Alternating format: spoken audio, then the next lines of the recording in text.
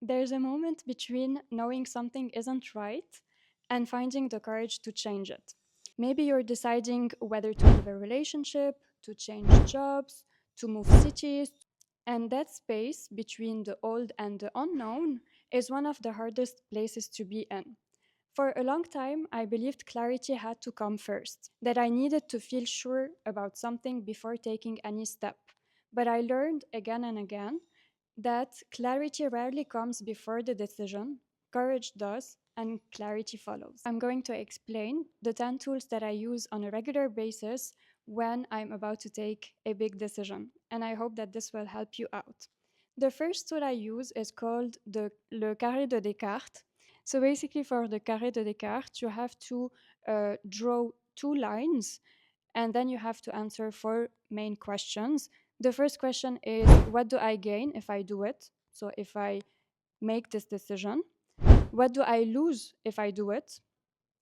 What do I gain if I don't? And what do I lose if I don't? So you have to answer these four questions, and you don't necessarily need to have all the answers the first time you do this exercise. You just need to jot down all your thoughts and see what comes out, and then you have to sleep on it and revisit it the next day to see what makes sense. And what also helps me on a regular basis is to check in with my friends, my family, or close people to see if I missed or if I overlooked something important that I should factor in or take into account when I'm about to make a decision. And you can basically use this exercise or this tool when you are about to leave your corporate job, for instance, or if you are unsure if you want to stay in your relationship or not, to see what will it mean if you stay in your relationship. Are you okay with being unhappy or unfulfilled in certain areas with your romantic partner? Is it something that you can compromise on? Is it something that you can work on or not?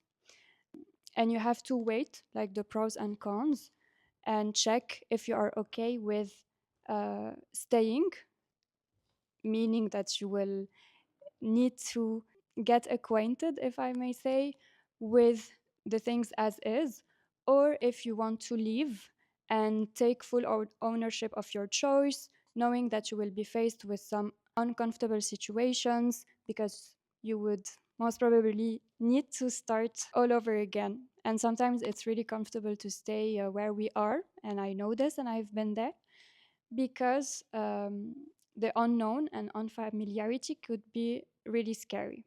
Now, moving on to the second tool that I use, it's called the emotional compass. And it's basically a tool that helped me see if I'm taking a decision out of fear or out of guilt.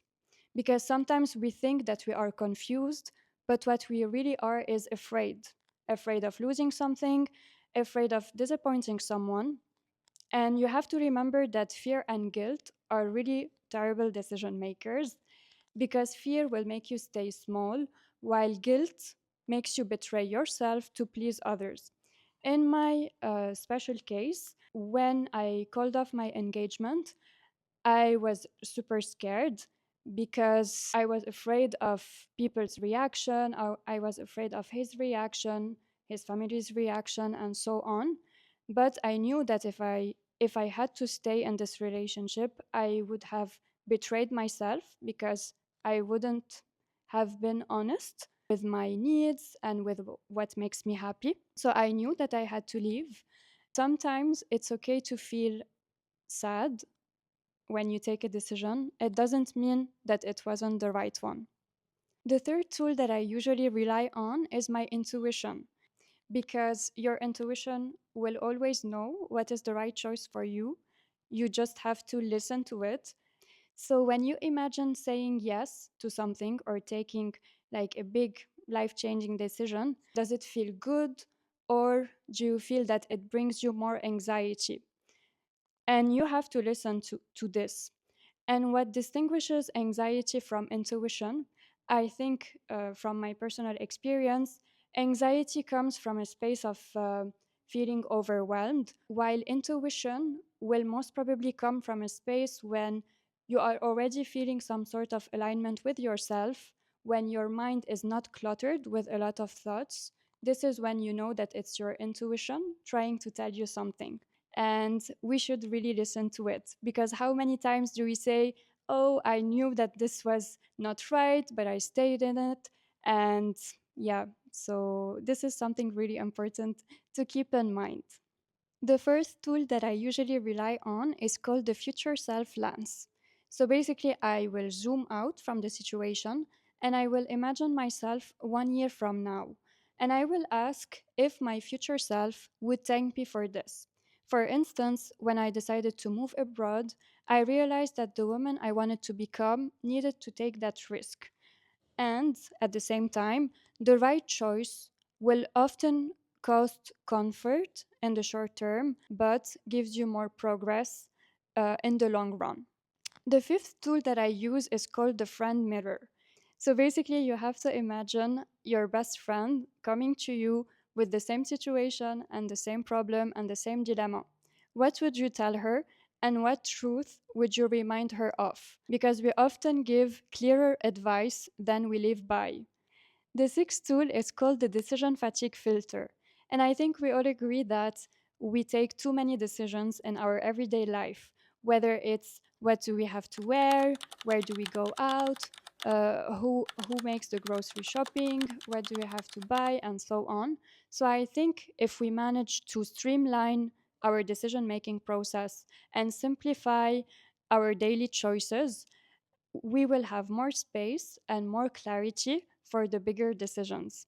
The seventh tool that I use is what I call the alignment test. So it's basically the three P's: peace, purpose, and power.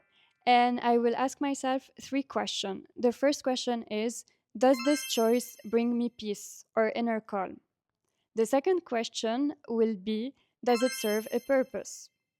And the third question will be, does it give me power and agency over my life? The eighth tool that I use is called the 70% rule. And I remember when I was doing an interview, a job interview for the company I'm currently working at, the senior VP asked me, what makes a great leader? And I remember telling her, like, a great leader for me is someone who is able to federate people, who has a vision, who knows how to motivate the teammates, and so on. And she told me that it's true, but that she would like to add something additional to what I have just said. And she basically told me that a great leader is someone who is able to take any decision only by having 70% of the information. So basically, it means that it's someone who trusts his or her team to get the right level of information to be able to take big decisions at work. And it really stuck with me. And I think that I tend to apply it in my personal life. I believe that it's super important to do like a due diligence, to ask and to seek like answers and clarity, and to have all the elements in your hand before you take any decision. But sometimes you just have to start somewhere and you just have to make an informed decision, even if you don't have uh, 100% of the element. You just need to have the most important ones and the ones that matter to you the most and that are basically like priorities for you. The ninth tool that I use is the mini experiment mindset. And I basically try to treat every decision like an experiment. Instead of asking myself, what if I fail? I would most probably ask myself, what can I learn if I try? And of course, I usually try to take this as an experiment when I am faced to a situation or to a decision which can be reversible and the stakes are not very high. So, like this, I have more comfort, if I may say, to take a specific decision and act accordingly. Because sometimes when you have a choice to make, but the stakes are very high, in this case, you tend to put too much pressure on yourself because you know that this specific decision is not reversible. So let's take an example. If you are in an unhealthy relationship, or if you are in an engagement but you are unsure of your partner and you don't know if things will work out and there are too many red flags, then if you want to call off your engagement, it's most probably an irreversible decision and the stakes are really high. So that's why you should take more into account all the possible outcomes that may arise afterwards. So basically, here, what I'm trying to say is that we have to treat the small decisions, the ones that are not high stake and that can be reversible, like mini experiments. And like this, we will remove our fear and we will feel less pressured and we will be more open to trying new things and to test to see what is working for us versus what's not working for us, if we are comfortable or not, so that we can adjust accordingly. And why does it matter for decision making? I think that the hardest part about big life decisions, whether it's ending a relationship, moving cities, changing jobs, it's the weight of irreversibility. Because we will overthink, if I choose wrong, I won't be able to go back. And this mini experiment mindset will help you release and remove any kind of pressure that you are currently feeling, to have more space and more clarity, to be able to take that first step or that decision. If we take an example, for instance, at work, instead of saying, should I quit my job? You can say, what if I take on one side project for a month and see how I feel afterwards? Another example that we can apply to ourselves, instead of saying, do I want to meditate every morning for like forever? And we can shift our mindset by saying, what if I try 10 minutes a day for 2 weeks and observe the impact and just see what it feels like? If it feels good, if I feel like more released, if I feel happier afterwards or not, and you can adjust accordingly. When we talk about money, instead of saying, should I invest in a specific course like an online course or a retreat or something very personal to you, which costs a good amount of money, you can ask yourself, what if I view this as a one time experiment in personal growth and not as a lifelong commitment? And the last example I wanted to emphasize on is for relationships. For instance, instead of asking yourself, is this relationship the one? You can ask yourself, like, what if I focus on how I feel when I am with this person for the next 3 months and see like how it feels like? Do I feel alive? Do I feel safe?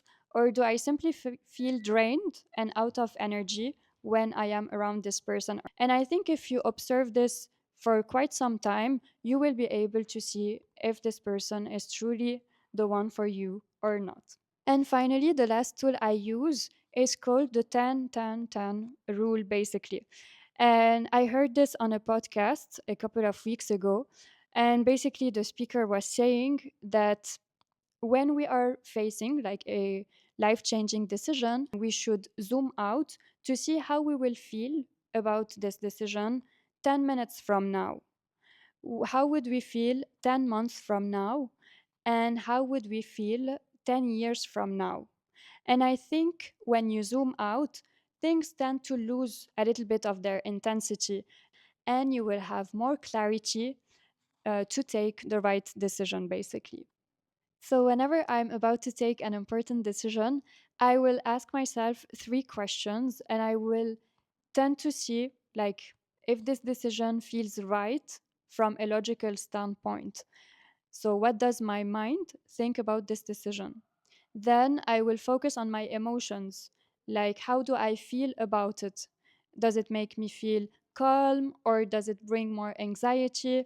And I will also focus on how my body feels when I'm about to take this decision. Do I feel calm? Do I feel grounded? Is my body released or is it stressed?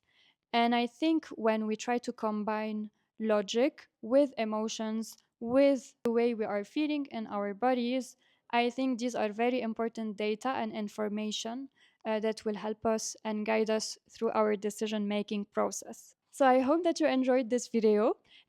You can follow me here on my YouTube channel. You can also follow me on Instagram on my account, where I talk about all types of relationships. So basically, the relationship we have with ourselves, the relationships we have with other people, like romantic partners or friends, the relationship we have at work, and the relationship that we have with money. And I basically talk and try to find the link between all of them, because as you may already know, if you are not feeling super well, then all of these other areas will be impacted.